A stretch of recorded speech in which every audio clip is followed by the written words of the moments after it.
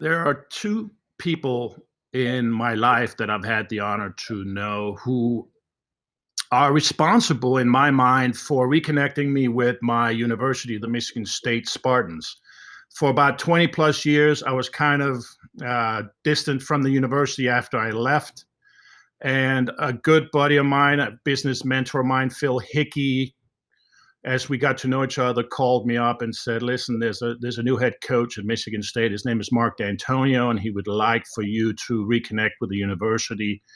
He feels it's important that the alumni and the history of the university is part of the present fabric." So with that in mind, I accepted. I talked to Mark, and I have to say that it is one of the best, well, the best gifts I've been given, not only by Phil, but by Coach Dantonio.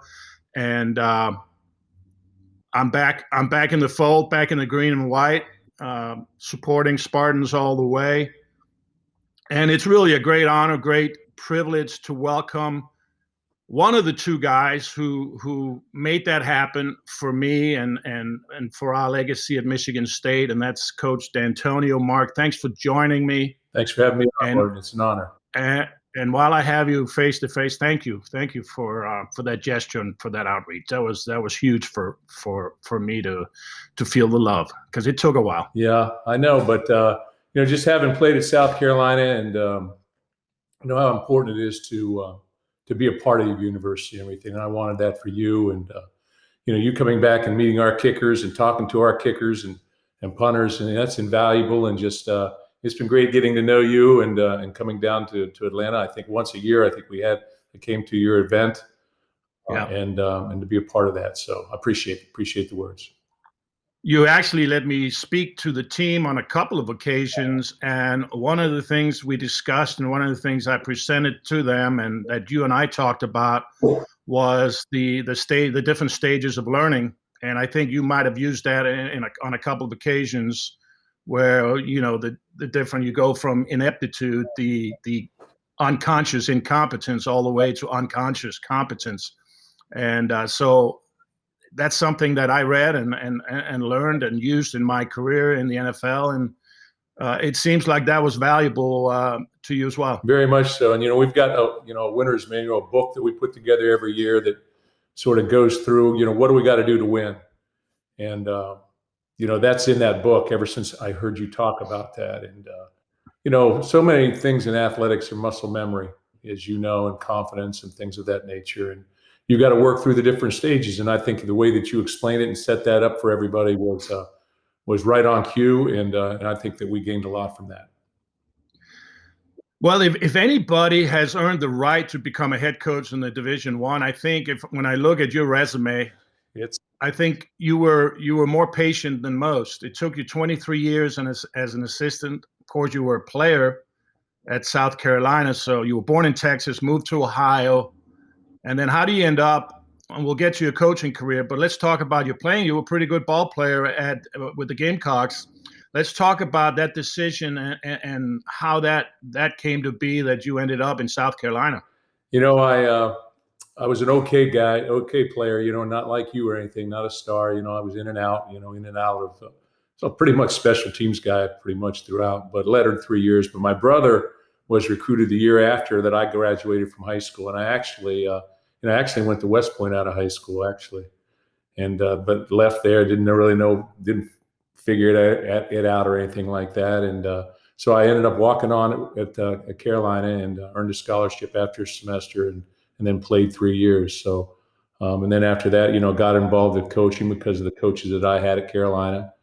I just thought that it was a unique career, and off I went to be a GA and all that type of thing. And then you've seen the resume. It takes time, but 41 years in the business as a coach, and been around some tremendous people and some tremendous players. But it's been a gift to watch people grow. I think that's the biggest thing as a coach, to watch them grow from young people. And we've had a lot of success at the different places that I've been able to be. And I think all that's because of the who people are that I've been able to be around. It's just been a tremendous gift. We'll get to your coaching philosophy in a little bit. You played with George Rogers George Rogers, Heisman Trophy winner. What was it like to be with that great running back? George was a freshman and a sophomore my last 2 years there, and then he went on to win the Heisman, I think, his senior year.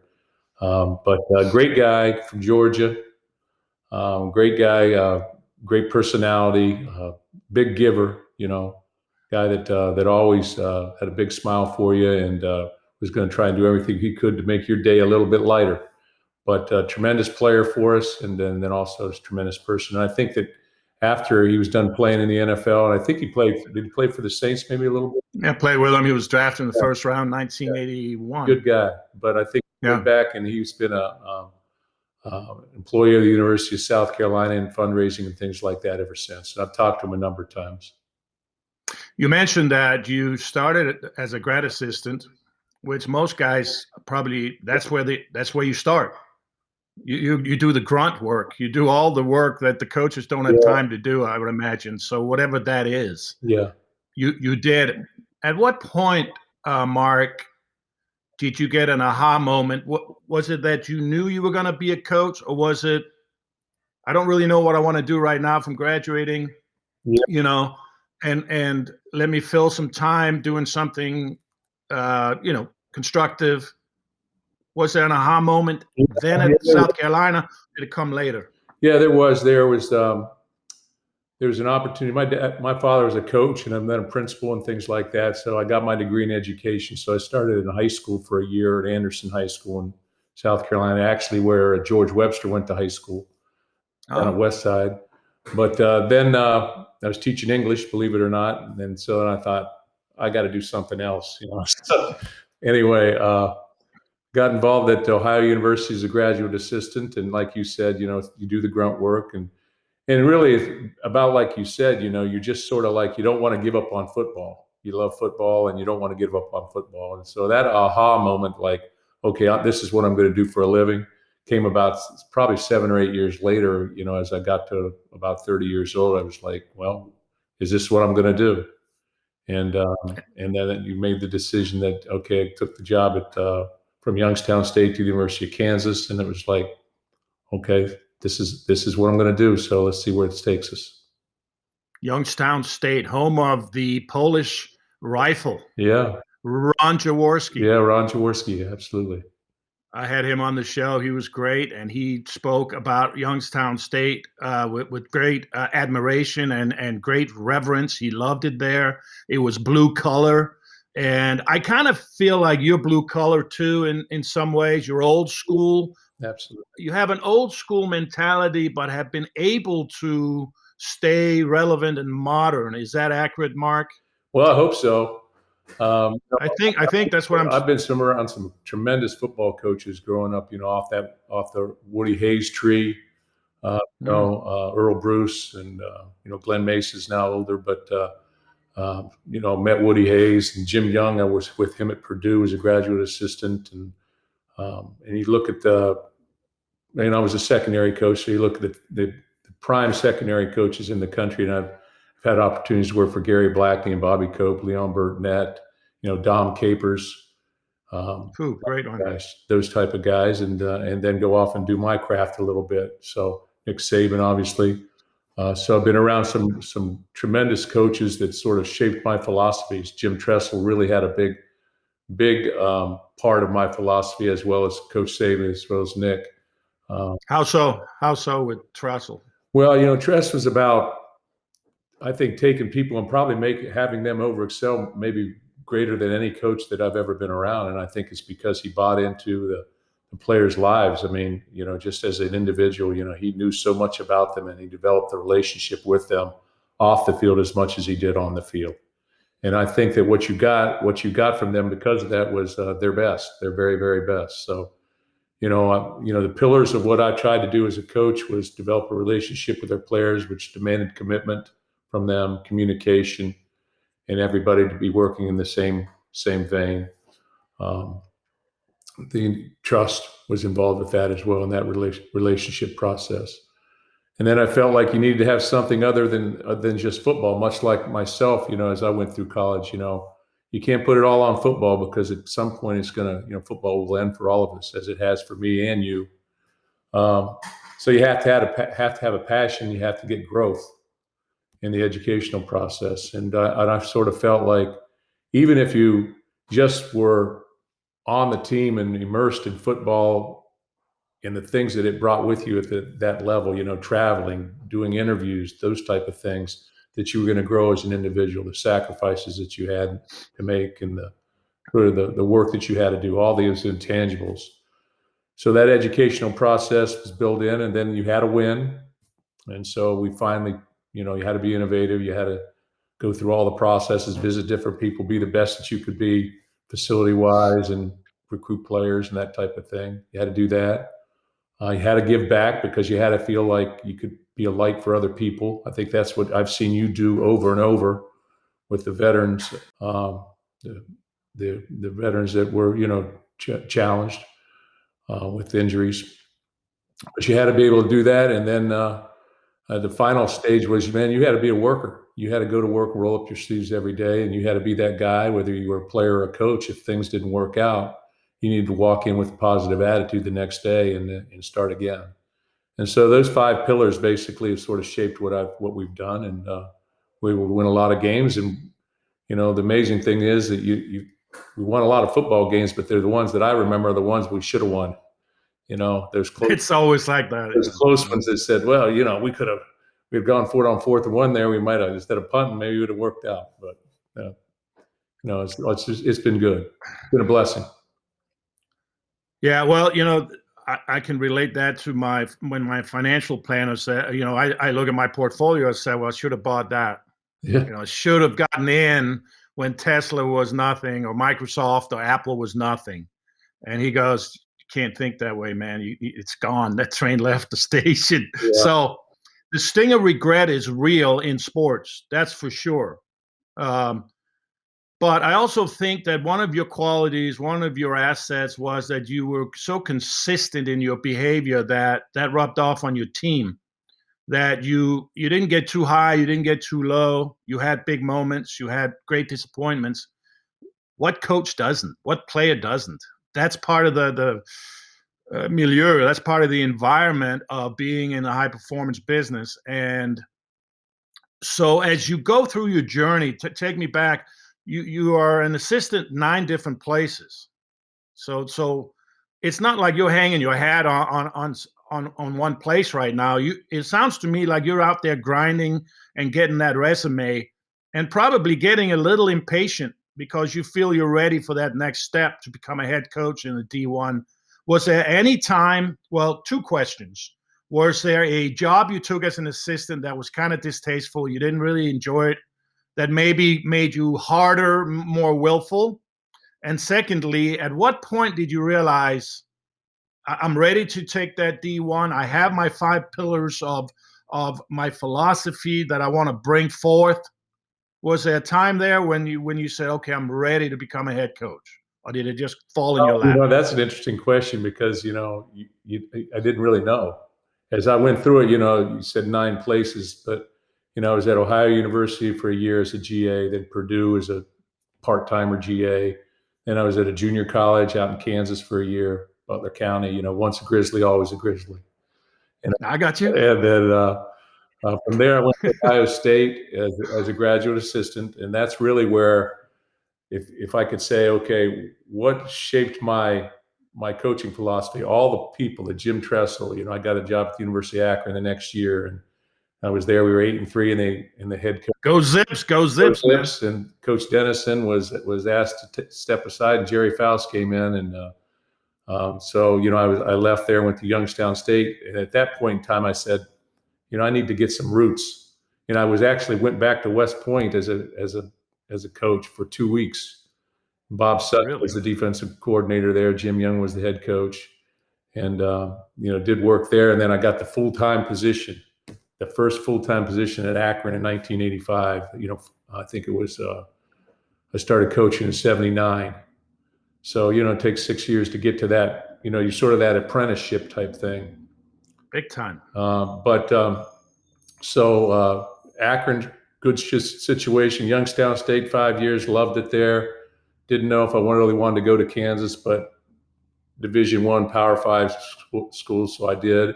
4 years there, then with Nick to Michigan State for 5 years with him, and one with Bobby Williams. So 6 years at Michigan State as a Spartan, and that's when I first, met so many of the people that played there from the past.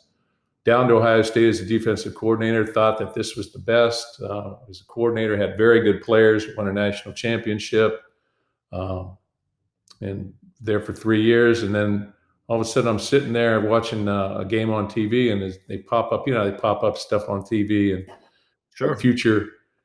future possible head coaches, and my name pops up on TV, and I looked at my wife Becky, and I was like, what the hell is that? So at that point, I sort of started thinking, well, this might happen. Cincinnati comes along, and I think so many times in this coaching profession, you're at one place one weekend, and the next weekend you're like gone. It could be for good reasons. For me, it was good, and other people, it could be for negative things as well. But when I took the Michigan State job, it was very quick. When I took the Ohio State job, it was, I'm here one day, I'm there the next. When I took the Cincinnati job, I actually finished the bowl game with the Fiesta Bowl, and then went. But when I took the Michigan State job from Cincinnati, I was coaching on Saturday in our last game against Connecticut. And on Monday, I was introduced as the head coach, and I had met Saturday night with Michigan State, and boom, everything changes very, very quickly. So no aha moment, but along the way, when I became a head coach, you're sort of thrust in there, and you have to take an approach, because Coach Perlis once told me, regardless of what happens, you have to be the guy that walks in that door the next day and says everything's okay. So I wanted to make sure everybody understood. And you talk about maybe my personality. My dad always said you got to take the good with the bad. And so that's what I try to do. Never get too high, never get too low. Never listen to all the people who doubt you. Don't listen to all the people who are patting you on the back. And I just try to always instill in our players confidence and toughness and grit. Yeah, and you did a great job of that. And you take your coaching philosophy to Michigan State. Now you've had some success at defensive coordinator at Ohio State. You guys beat the Miami Hurricanes to win the national championship. Had to be a highlight for you. Nice to have that one with you in your baggage. Yeah, at Ohio State, I think that 2002 year, I saw something the other day. They averaged, I think, 13 points against us. We were number 1 or 2 in the country in defense. And I think the most amazing stat was that they averaged, over a course of 14 games, 3 points in the second half.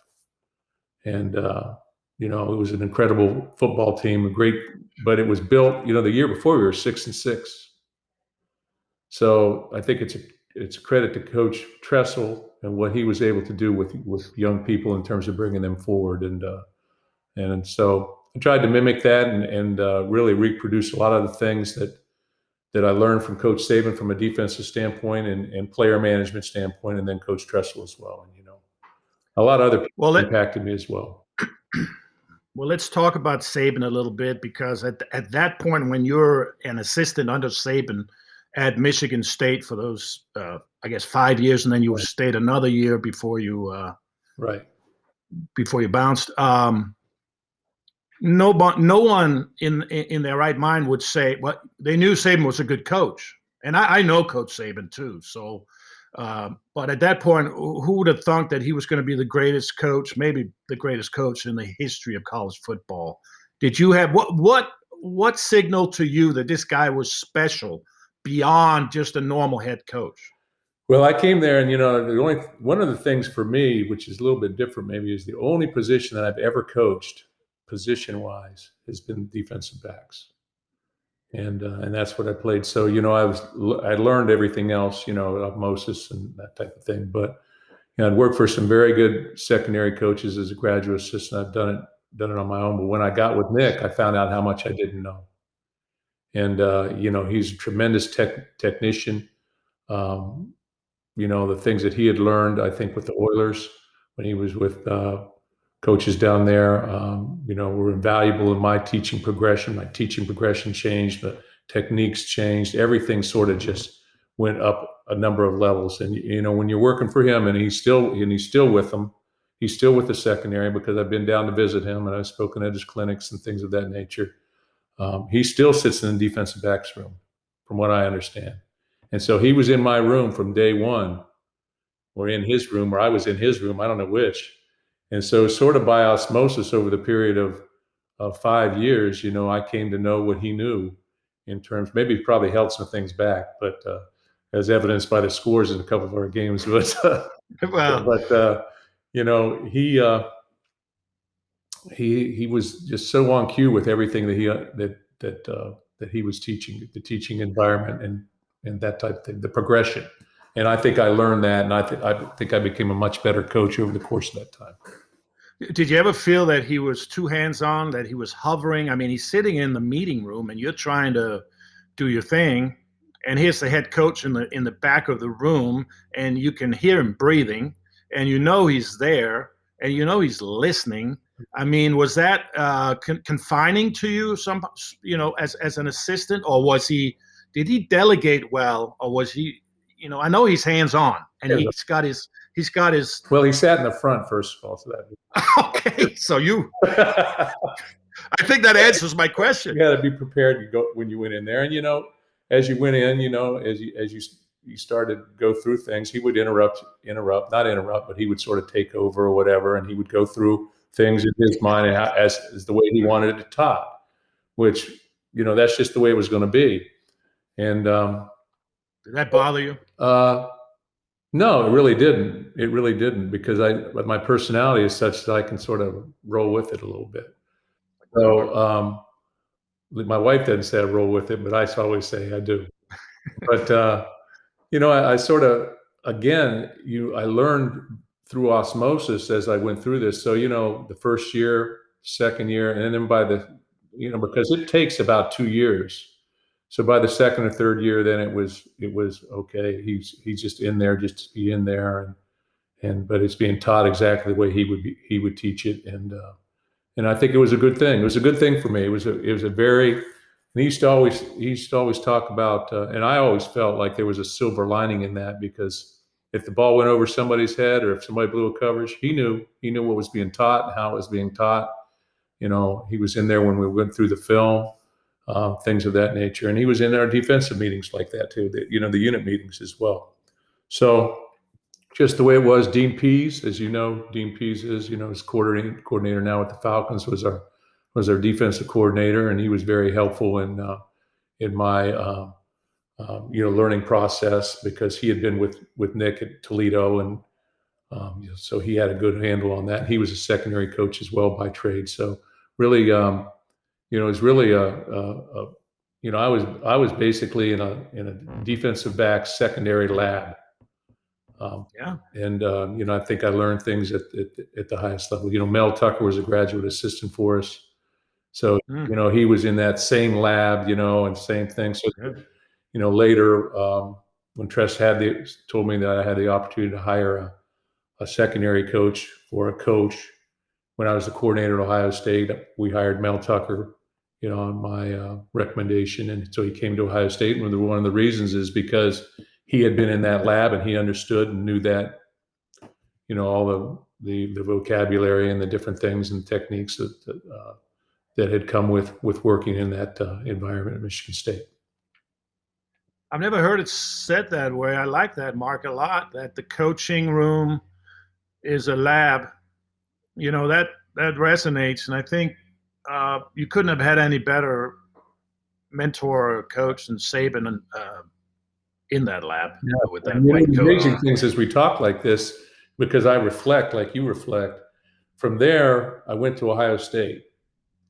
And so now I'm going from working for a defensive coach who is very hands-on with the defense, the entire defense, to working for an offensive coach that says, hey, you do it. Don't worry about it. You handle it. I say, well, hey, we're getting ready to it's 3rd and 7 in the national championship game to win the game or whatever, whatever it is, the situation. I say, hey, what do you want to do here? He says, no, you call it. Coach Tressel, he says, you call it. You know what you're doing. So he put total. So he, in turn, the whole situation for me changed and set in terms of, okay, I was in complete control now, which was good for me to become a head coach. Was it difficult? Was it hard to reconcile going from a Saban who was so hands-on, like you just said, to a Tressel who just said, hey, take it? How difficult was that transition? Well, we had great coaches with us, actually, on the defensive side of the ball, and they did an outstanding job. And no, it was okay because I had been with Coach Tressel for 5 years, and there was a feeling that, okay, hey, he trusts you to go to whatever lengths that you have to go to get the job done. So it was sort of freeing, and it was the next step in my. I think it was the next step in my evolution, I guess, as a college football coach. It was the next step. Defensive coordinator, in charge of half the team, assistant head coach, all that kind of stuff. I think I know the answer to this, but so when you went as a head coach to Michigan State, you took what philosophy with you, Tressel's or Saban's, or a little bit of both? I took my philosophy because after that, by that time, I'd had 3 years as a defensive coordinator and with Coach Tress, 5 years with Nick, some other people sprinkled in there that I'd been around. And then I had 3 years at Cincinnati to do it on my own, to sort of say, oh, that worked, that didn't work, this was good, this wasn't as good. And so when I went to Michigan State, I was prepared really in a lot of different facets. I'd been in front of a microphone a little bit more and been press conferences a little bit more and things like that, even though I maybe don't crack enough jokes at those things. I don't know, but so I took my philosophy. I took the best from Coach Saban. I took the best from Coach Tressel, but I also took the best from the assistants that I'd been around and the other head coaches that I'd been around, Jim Dennison, Glenn Mason, those people, Jim Young. So, I benefited from everybody. And I've always been very appreciative of the people in my life that have been a part of my secondary coach, Dale Evans from South Carolina, used to come to a game every year at Michigan State. And we actually brought him to the Rose Bowl because he was so important as well in my life as a young person as I grew up in this profession.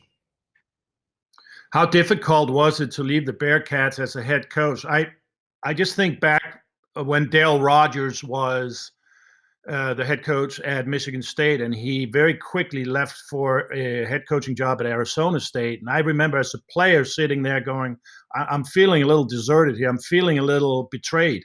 Yeah. Because this guy had committed. I didn't understand that as a coach, you always looking to improve your situation. And as a student athlete, you're kind of there. I mean, the transfer window, that didn't exist back then. So we didn't have transferring. So we were there regardless of what the head coach decided to do. So my question is, you left very abruptly, very quickly from Cincinnati to Michigan State. How difficult was it in your mind because I know you care about people and I know you cared about your players, to just leave without really having it happened so quickly? Yeah, it was, I think Michigan State approached me or something like that, maybe with 4 games left, and I wouldn't talk to them and all that kind of stuff, but when I did talk, it was like, okay, hey, we're coming down on Saturday night.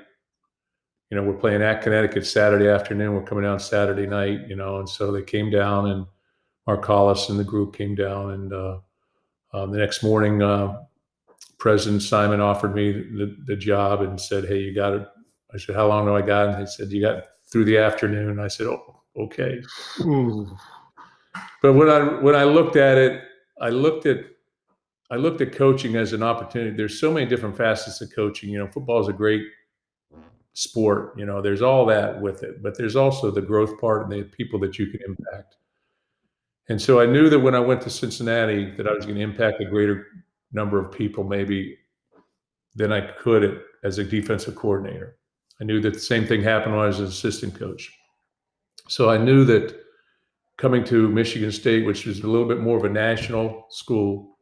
Now Cincinnati, now they've upped their game, but Luke Fickell, thanks to you, doing a tremendous job. Brian Kelly, Bush Jones, they all went through there after me, and did a tremendous job. But I felt like I could impact more people from a regional and a national perspective.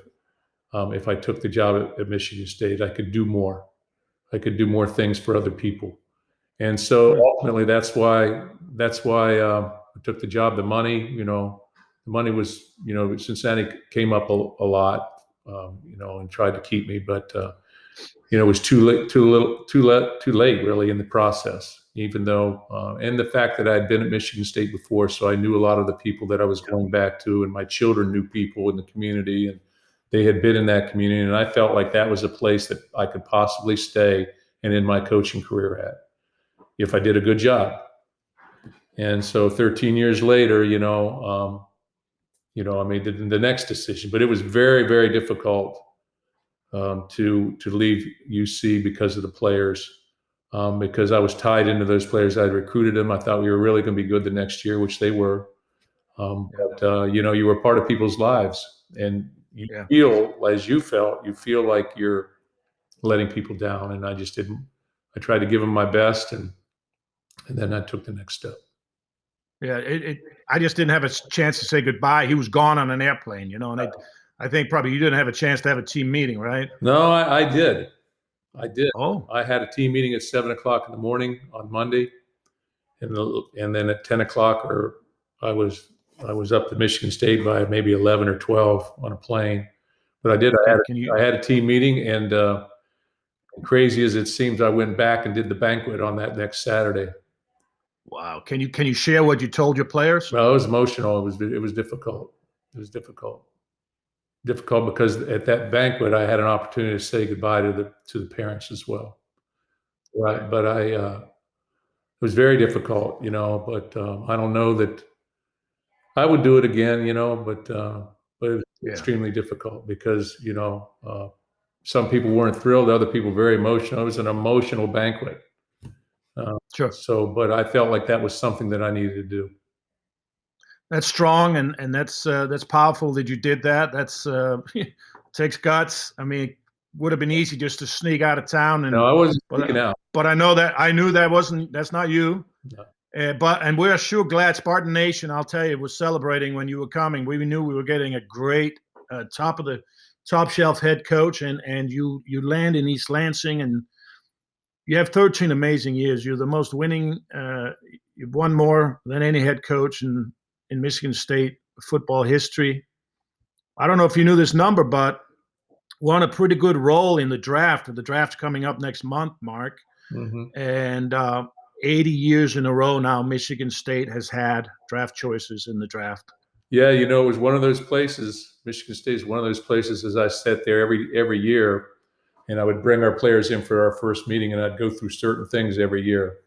And one of the things I talked about is, hey, somebody sitting in this room right now has an opportunity to be a Jim Thorpe winner, an All-American. We've had numerous All-Americans there. First-round draft pick, a Hall of Famer. You have that opportunity. Give me a place to stand, and I can move the world. Archimedes said. You had that opportunity at Michigan State to move people. And I think it was an incredible statement, from an NFL perspective. But you can do anything you want to do with an education and an opportunity to play at Michigan State, and that's still the case.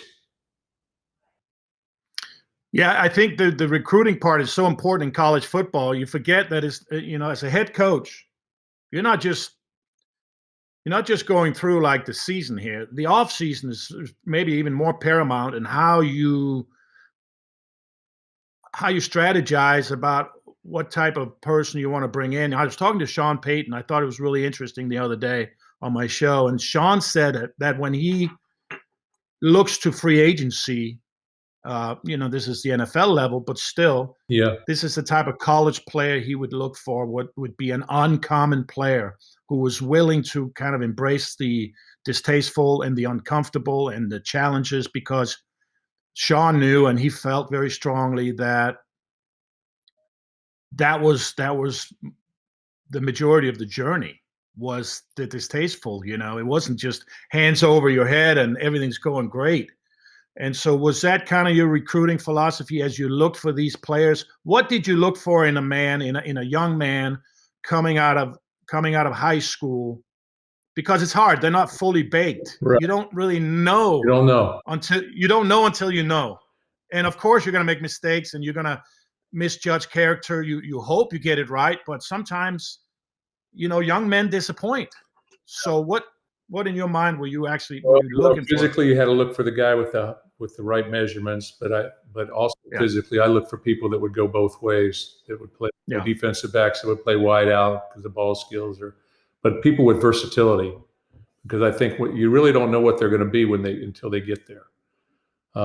And then, from an intangible standpoint, I look for people that had grit, could handle adversity, that had been challenged at some point, that were team leaders. I really thought it was very important that if you weren't a captain at their high school, what kind of statement is that making? So, if a guy was a captain, he was in a leadership role. Yeah. He may be just selected because he's the best player. I don't know sometimes, but it was amazing how every year I would stand up. I would say, stand up if you were a captain of your high school, and probably 90% of our football team would stand up, because I felt like when you're in a position of leadership, things aren't always going to go your way, and you're going to have to regather people and reunite people, and so that was very important in that aspect. And along the way, what's amazing is some of the players that we've gotten to come to Michigan State along the way weren't that highly recruited guys, like Kirk Cousins or Connor Cook or Le'Veon Bell or Daquez Denard or Jack Conklin. I mean, these are good players. An all-pro player, and he's a walk-on for us. Nobody recruited this guy. Now, how does that happen? I mean, I'm not the only one that's right. There's just a lot of people that are wrong. Right. So how do those things happen? I don't know that, but so the lesson is some guys come with great hype and make it. Some guys come with great hype and don't. They don't make it, and then the reverse is true. Yeah. Some guys come with a lot of toughness, and Kenny Willekes, another All-American, and he's playing for the Vikings. Or he got injured last year, but he's a walk-on. Guy that I call them non-scholarship players. I mean, Kyler Ellsworth's a non-scholarship player, free agent. He's the MVP of the Rose Bowl, defensive MVP of the Rose Bowl. I mean, how does that happen? So you got, that's not some guy coaching them to that. That's something inside people that they're able to bring forth. And, so those are the type of things we looked at. I also looked at players from what type of programs they were from, because I knew, especially in the state of Ohio, because I grew up there and I was coached predominantly there. I knew the programs that played at a high level and the programs that maybe were in a league that weren't quite as good.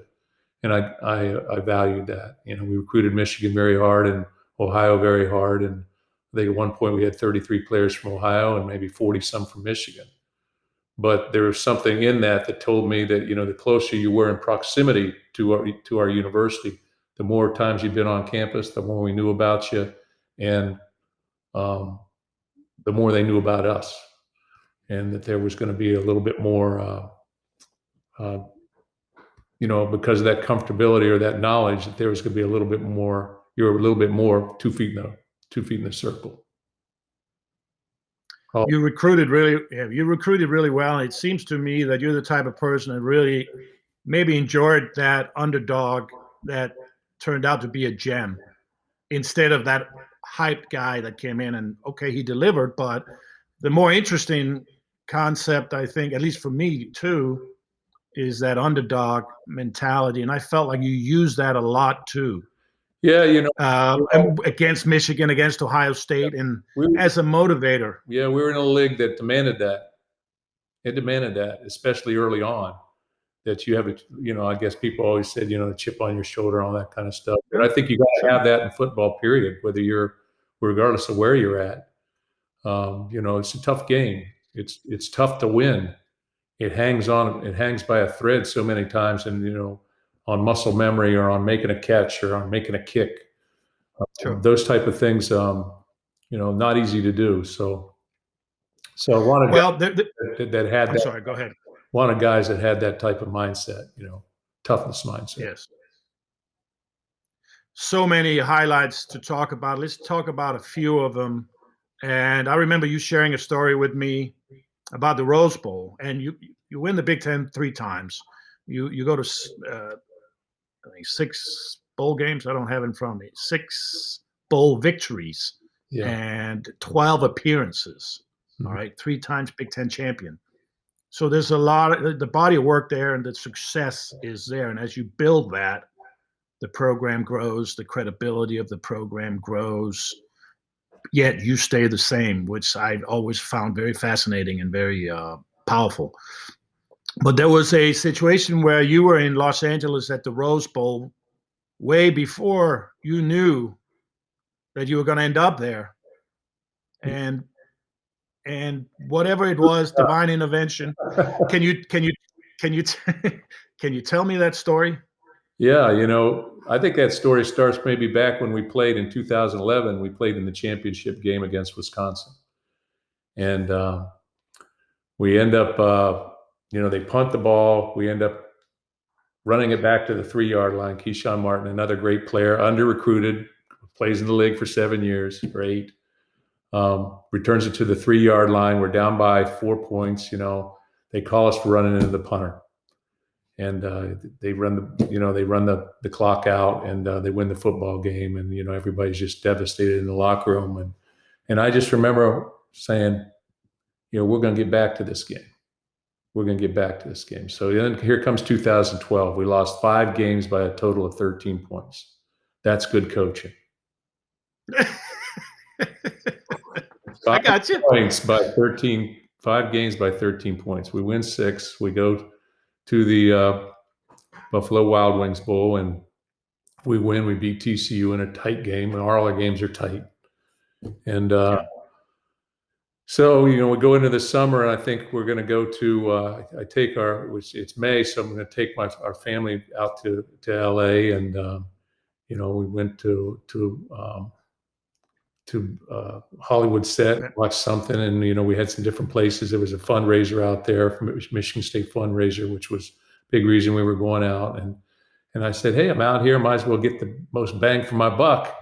I'm going to the Rose Bowl. Don't know if I'll ever make it there, but I'm going to the Rose Bowl. So we got there, took myself and my 2 daughters, Kristen and Lauren, and my wife, Becky. We went there, and I thought we'd just be able to walk in, look around, Guard stops us, says, what are you doing here? You can't go in. So we had to call our SID. They had to call the Rose Bowl people. Hey, this guy's here, That's the head coach of Michigan State. So they let us in, and we walked around on the field, and I thought I'd flip my phone over to Kristen, my daughter, and I said, hey, take a video. Oh, it's great. And it's a great video. So, at that point, the December before, I had told our players at the banquet, you will be the ones, because we were so close, winning the championship in 11, going to the Rose Bowl then, losing 5 games by 13 total points. And I felt like we were right there. And we had a lot of players back. Now, 3 players went out for the NFL. William Golston, who brought me to my first NFL game, by the way, the Super Bowl, plays for the Bucs, and he brought me there along with Coach Narduzzi and some of his high school coaches. Put us in a suite, watched my first NFL game, the Super Bowl, watched the Bucs win. But Deion Sims went out, and Le'Veon Bell went out. 3 dynamic players that played in the NFL for a long period of time. They all made their second contracts, obviously. But and so when I was talking to them as well at the time, as you will be the one. So when I went out to California and I was walking around in the field, I said, hey, walking out the Rose Bowl here, take a look. I think it's always good to be able to visualize, as you know. We talk about visualization. Time is so powerful that they could visualize what the Rose Bowl looked like, that I was walking on the field, that I was there. And basically I was waiting for them to get there with me. And so it's sort of emotional, sort of even as today. And I made that video, and I just kept it in my pocket. And so on the first day of fall camp, when we brought the players back, I showed them that video. That's awesome. And then I think everybody forgot about that. And then But well, hold on, back up. What was their reaction when you showed the video? complete silence, just, like, whoa. And so, Head coach went there. He went there. Yeah, I went there. So anyway, fast forward to the end of the season, and we're getting ready to play Ohio State. And I put that in our highlight. I put that in our Friday night video. Yeah. And sort of history. And then somehow, I never told anybody about that. I never told anybody about us dancing in the locker room to type away and all that kind of stuff. It just sort of leaked out, I guess. And somehow they put it on. I didn't know until I rewatched the Rose Bowl that they put that in there. Awesome. And it was powerful. So it was one of those things. Now, the next year in 2014, we lost 2 games, and the Cotton Bowl invited me to the 2 years later, I guess, the next year after we won the Cotton Bowl, they invited me down to be a guest at the championship game, Ohio State playing Oregon, because we had lost both those teams that year. So I did it again. Said, hey, reach higher. We can be in this game, in which we made it to the playoffs the following year in 2015. And then I actually did it again one more time, but it went flat. Well, what was the last time? That's Silverdome. I went down to New Orleans to the Silverdome. Oh, in the Superdome. Visited the Saints. Sean Payton, when he was great, and Dan Rochar's there with us at Michigan State, but Sean was tremendous there. So I spent the day with the Saints, and then went to the dome there and said, "Hey, walking in the dome, we'll see what happens." But we didn't make it. Lost too many close games, but you've had so you got to dream big, and I think that's the beauty of what you did. Every time you came and you talked to our football team, it was about dreaming big. And it was about trusting your hopes and not your fears, and being fearless and facing adversity when you're back. I always felt this way, Mark, and I think I know it resonates with you because it's your philosophy too. I've heard you speak enough to know that I always felt, and I said this in my Hall of Fame speech, that the greatest improvement, the greatest move forward happens, almost leaps forward, is when your back's against the wall and you bring the will and perseverance to the forefront. Because if you want to operate in that rarefied air of excellence, it demands of you that you take risks. That's right. Because you want to have the great reward. And I always bring the example of my 20 months in the park when I'm unemployed. I can't get a job. I'm 45 years old and I'm out there grinding in a public park. I have to defer the field to the little leaguers who needs the space, right? And I'm out there in my sports, isn't there? I mean, it doesn't get any weirder than that. It doesn't get any more powerful than that. Yeah. And then when the payoff comes and it actually happens, to your point about the Rose Bowl and walking around in Pasadena with your 2 daughters and saying, you will be the one. Well, for those 20 months in the park, I'm saying to myself, you're going to be the one who's going to be the leading scorer in the history of the game. And I'm 77 points away. I don't know if I'll get a phone call. I don't know if I'll have an opportunity. Right. But when that opportunity came, I was ready to plug myself and my skill set in because I was willing to embrace the distasteful and willing to go a place where most people are not willing to go, quite frankly. Right, exactly. And you can even look at this last weekend or this last game with you can even look at our basketball team, Michigan State's basketball team, this game against Michigan. There you go. You got exactly what you just said. Backs against the wall, got them out, and you win. And nobody expects you to win. Nobody. No, and you get beat by Michigan a couple of days earlier down there. I mean, get beat down. Yeah. So how does those things happen? That's the beauty of sport. And Izzo. That's Izzo too, baby. Coach Izzo, and I had the opportunity to go to the game, and I was there, and nice. It's just powerful because you see, there's one thing when you see it on TV, but when you see things in person, you see the emotion of the coach or the bench or the things away from the camera. You feel that, and it was powerful, as you said. how important, before I get to a couple of finishing things with you, I would like to get your opinion on Mark Hollis and Tom Izzo, because I know the three of you were close and that you all were kind of like the key guys, I felt. I mean, no disrespect to the 23 other programs at Michigan State. They're all great, with great coaches, with great student athletes. But, I mean, the money is made in football and basketball. And Mark Hollis was a great athletic director. I felt he really connected with alumni, as you did and as Izzo does. What was your relationship with Mark Hollis, Tom Izzo? Well, very, very good. I mean, again, I had the opportunity to be here. My dogs are growling outside there. I don't think That's okay, mate. we'll make it more of a live show, I guess. But anyway, Perfect. I had the advantage of knowing them going in the door. I had a relationship with both from my 6 years previous. And, Mark was growing in the athletic administration. Tom was an assistant when I first got there for Judd. And then the second year became the head coach. So I at least knew him as an assistant initially. So there was a relationship there too. And I think Tom sort of slowed everybody down when I didn't make decisions early and I wouldn't talk early. Hey, take your time. This is the guy you want. And then once I came, just Mark Hollis helping me through everything that a head coach had to go through and sort of building the profile of our athletic department, doing the special things that he did. And the ability to always just reach out and call and talk. Certainly with Coach Izzo, he probably, we've often talked about, very few people understand and know what you go through as a major college coach, especially at the same institution. So a lot of the problems that he encompasses, that I've gone through, that I feel had the same ones. So he's always been there as a guy that, and even now, I talk to him probably once or twice every 2 weeks, just the ability to just connect and stay connected.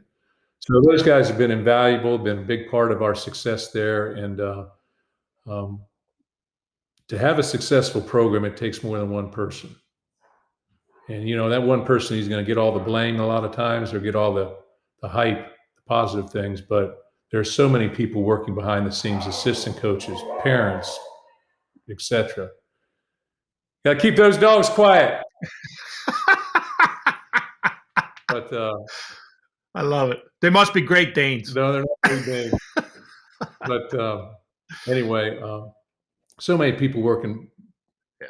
And everybody, and I said, I just remember this one of the last things about Michigan State. First things I remember standing at the press conference saying, if you can all go like this in one direction. And by this, I meant staying within those two hands and going in one direction with a lot of inertia and force. We can be very successful there. When you go like that, it's hard to win.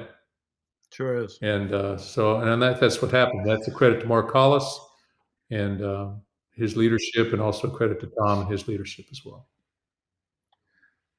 What are you most proud of at Michigan State? I think the thing that I'm most proud of is that the ability to be there for 13 years, the consistency for the most part, the relationships, probably the biggest thing, the relationships with our players. Felt like I gave our players their best. I felt like they gave me their best. And there's a bond there that you have with your coaches, I'm sure, that will last far longer than the wins and the losses. And I've always said I wanted to be defined on who I was and not what I did as a coach. And hopefully that resonates. What is your biggest disappointment up there, or regret, if you have any? Probably stopping. My biggest, when I retired, it was difficult much when I go back, because I feel, as a college coach, a little different than an NFL coach, because as a college coach, there's always a freshman coming in. There's always a senior going out that's there for their last year. And you're always feeling like, the job's not completely done. So, I really struggled with that. I didn't need to win any more games. I felt secure in that. I wanted to win another championship. That's just competitive nature. but I didn't feel like, I felt like I came there and did what I needed to do. That, not to sound arrogant, but we built something special that should last, and that there's a legacy there, something that's nobody had ever done. And so there was those positives, but probably that was a disappointment. And then, it's, again, going back to what I said, some of the close losses or some of the things that, you can't control everything. So, there were some down times where there's an off the field incident or whatever the case, that you got to work through. But I did my best for people, and I took my time with people. And I think that's important. Are you telling me that you're not happy with your exit strategy? No, I'm not saying that. I'm just telling you it was difficult. It's hard. It's hard to step away from what you love. But I started doing the math, and I started saying, if this recruiting class comes in here and I'm 64, going to be 65 when they get here, and I started saying I'm going to be 70, and I started, I spent a lot of time away from my family. My grandfather now, my wife needs me around more, and it was tough. Does she need you around more? I got to take care of the dogs. But let's get her in here, and I want to hear it from her. No, it was time, and just in terms of, and there's no good time. And every February, what I've done in our program every February was sort of hit the reset button and said, okay, what's next? What's the next year look like? And I could continue doing this year to year, but it was going to be difficult for me to say, what's my vision 4 years from now? And I think if you can't do that as a college head football coach, I'm not an assistant. If you can't do that, then it's probably time. That's valid. And as I came to that realization that I can't look 4 years down the line and say, what's it going to be like here 4 years from now? So, but you still have a foot on campus. You're still involved in fundraising and doing some things as an ambassador. COVID's made it difficult. It's sort of put in. People are still working from home up there. So that's made it difficult. But I wanted to stay involved as much as I could and be a part and be around and I felt like I would be able, because I retired before all this COVID stuff. So I felt like I'd be able to transition out, sort of see players going out, and that hasn't happened, which has been a disappointment. But that's that's life right now in the big city, everywhere. The Gamecocks had an opening this offseason. Did that ever cross your mind? It did. Tell me. It did cross my mind. Do tell. Yeah, it did. And always, hey, there's always going to be a party that says, hey, I want to coach. There's always a party, but then there's also a realization. Were you approached by South Carolina? No, I was not. But I didn't approach either. So, but there's always a little bit of part of it. But hey, I'm 65 today. Okay, I have to do this. You're getting a bottle of olive oil in the mail. I appreciate the olive oil. Yeah, I hope you have nice big glasses for the olive oil because it needs to breathe. Yeah, so I'm 65 today. I was like, hey, Well, a tradition in Denmark is that when somebody has a birthday, that I have to sing my Danish happy birthday song. Okay. So are you ready for this? I was expecting that. I was hoping for that. I dag det Marks fødselsdag, hurra, hurra, hurra. Han sikrer sig en gave for, som han har ønsket sig i år, med dejlig chokolade og kager til. Han skal leve, han skal leve, han skal leve højt, hurra. Hurra, hurra, hurra, hurra, hurra, hurra, hurra, hurra, hurra, hurra. Han skal leve, han skal leve. Han skal leve højt, hurra! I'm going to have to learn that someday. Just say hooray, hooray, hooray. So happy birthday, Mark. Awesome. Thanks. Appreciate it. We could keep going here, but I've taken enough of your time, and there's so much more to talk about. Maybe a part 2 in a few months or a year, I'm good for that. Yeah, it would be great. But I hope you have a fantastic birthday with your family, grandkids, down in beautiful Florida, and enjoy yourself.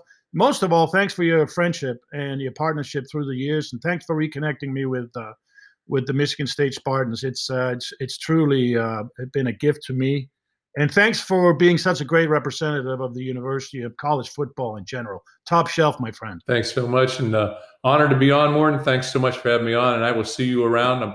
And I know Phil Hickey's going to put together that golf outing that we always had, so I'll look forward to it. I hope it happens. See you. See you. Thanks again. See you, Go bro. Green. Thanks, bro. Bye-bye. Go green, go white. Bye-bye.